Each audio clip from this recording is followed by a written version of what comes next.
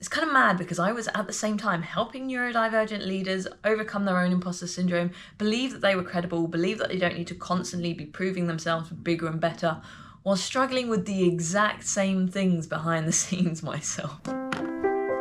So I've been missing from YouTube for a while now, and actually it coincided with the last video that I posted was actually around the same time that my channel started to actually pop off by my terms, and I got a video with 20,000 views and I kind of didn't know what to do with it. I kind of retreated into myself and I didn't make another video. So today I wanted to take this opportunity to explain a little bit about what went on, what was going through my head, talk a little bit about what I want this channel to be and where I want this channel to go, because I think I've been on a bit of a journey with it. So to start off, I kind of want to tell you a little bit about how we got here, why I started making a YouTube channel, because I found myself in August of 2023 as this brand new entrepreneur who knew they wanted to be a leadership coach, and taken this leadership coach training and was out in the world for the first time coaching real people. And as I was doing this, I found myself naturally gravitating towards people who were neurodivergent, until one day I suddenly realized I had 2 days in a row where a new client said to me that they either did or they thought they might have ADHD, and that I started to think, hang on a second, is this something that I should be leaning into? And it's funny because I didn't know I had ADHD at the time. I had had a few questions from very lovely people saying, are you sure you don't have ADHD? And I told them, yeah, I'm sure that I don't have ADHD, like I don't have that thing. Little did I know that I would get diagnosed a few months later and then come to terms with the fact that I'm also autistic. I'm also gifted as well. And it's been quite a journey over the last 2-ish years for me to discover who I am and how my brain works and really understand who I am as a person. So when I started this YouTube channel, I was really new to this world. I literally only had my first few coaching clients, and I started this channel as a way to talk about neurodivergence and leadership, all of the stuff that I learned through coaching with my own kind of spin on it about neurodivergence. And one of the first videos I put out was one that was called, at the time, I've changed the name since, but it was called 9 Reasons Why ADHD is Great. And by my standards, it did really well. In the first few days, it racked up like 150 views, and for a channel that had been getting like 10, 20 views, that was really huge and really meaningful. And I was really excited by this and really wanted to lean into this because I don't think there's enough out there that is positive about ADHD. And I understand why, because there is a lot of really tough stuff with ADHD, but I also wouldn't be where I am today without my ADHD. So for the most part, despite its challenges, I'm actually still pretty positive even 2 years on about my ADHD. So I put this video out and I got a comment on it, not on one of the first few days, but a few days later, really critiquing me. And the implication was basically that I'd made up everything that I was saying. It was complete nonsense. There was no actual backing behind it because ADHD can't possibly be a good thing. And now, years on, I can look and say, okay, that person is not my audience. They're not the person that I'm talking to. They're not going to get me, and that's okay. But at the time I was like, oh, wait, I haven't given them sources for all this stuff. And I know it's true because I have done my research, but I haven't gone and put sources in. And therefore I've kind of lost all my credibility or stuff like that. And I really overly panicked about that. And as a result, what I did is I pivoted all my content now to be this super, like, you know, typical like neurodivergent, gifted overcompensation, right? Someone has critiqued me for something, and so therefore I never want to be critiqued for this thing again. So I'm going to make sure every single video that I put out has scientific papers behind it, maybe even multiple scientific papers, all of these references, so I can point to this and be like, this is the credibility, this shows you that I know what I'm talking about. What did that have the impact of doing? Well, a few things.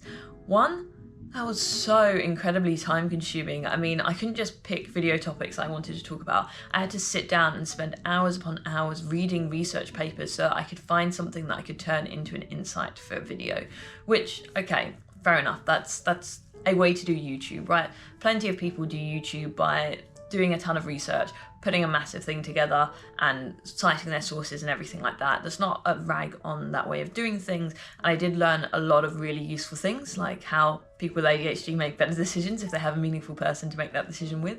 And also a really interesting discussion around neurodivergence and disability, and whether a neurodivergence is a disability or not, which I summarised in a really interesting discussion. But I'm not going to go over that stuff again. The point I'm trying to make is these are all really interesting philosophical questions and conversations about neurodivergence that I did enjoy looking into and having, but they weren't why I set out to make this channel, because in the first video, I did lay the foundation for this channel. This channel was going to be about neurodivergence, ADHD, and leadership.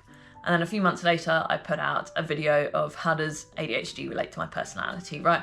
Yes, okay, it does cover neurodivergence, but it's not covering what I set out to do, which is leadership. I literally want to talk about neurodivergence and leadership, and I was completely missing that mark by doing this. It also just took time away from other things that were more important. You know, if I've got this YouTube video that I've set myself a weekly deadline of, and I've got to read like 10 papers to try and find a topic for it so I can write a script, record a video, and then sit down and edit the video, there doesn't leave enough time for me to be actually present with my clients, to be reflecting on their journey and suggesting more things to help them.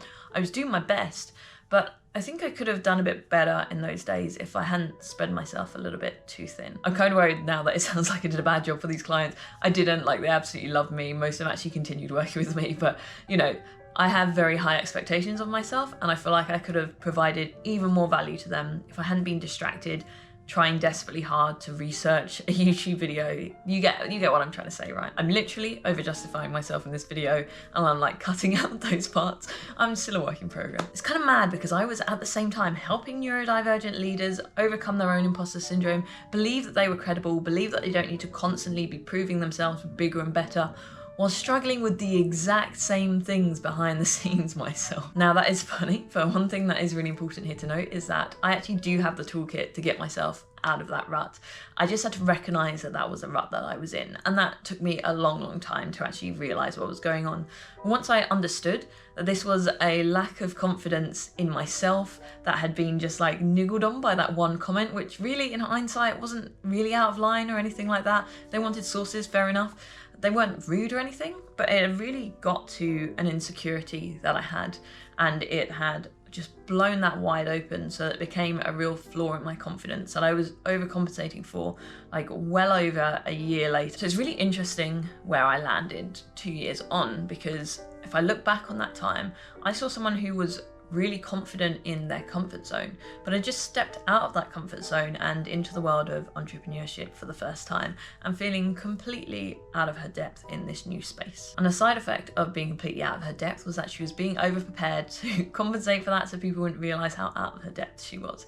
And I really feel for her now, because when I look at where I am now compared to where I was 2 years ago, I'm so much more settled in more ways than one. You know, for one thing, I'd just been diagnosed with ADHD at that point. I hadn't even had the really lovely friend of mine who, after hinting multiple times that I might be autistic, just came out and said one day, "Are you sure you're not autistic?" which gave me that revelation.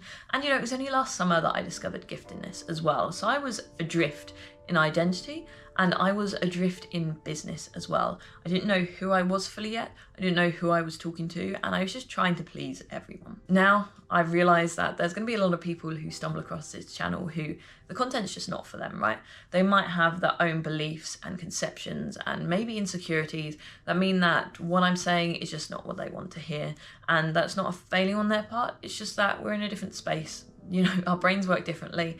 Not every single bit of content is for every single person. But with that framing and that self-acceptance comes an understanding of who this is for, who I'm talking to.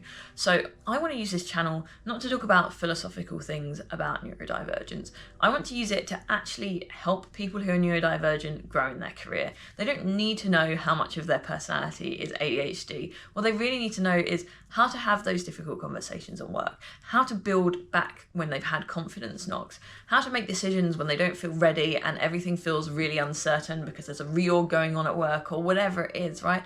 All of those real world skills that are needed for leadership are the stuff that I'm actually passionate about. And it's the stuff that I shied away from talking about because it's all based on the experience that I built up with my clients that I just didn't feel confident enough or credible enough to talk about in the past. So I'm going to be back, hopefully regularly, not every single week. I can't cope with that workload. I need to put that time into my clients, but hopefully with some kind of regularity, maybe monthly. And it's going to be a mixture of things that I want to talk about, but hopefully all of it is going to be related to building your leadership in the workplace, because that's what I care about, that's what I enjoy, that's what I do. Okay, this is Lee in the edit here, come to hang out with Pooh Bear. I'm adding this clip in because I completely forgot to mention it, but I wanted to do, you can tell it wasn't scripted, right? We're full ADHD energy right now.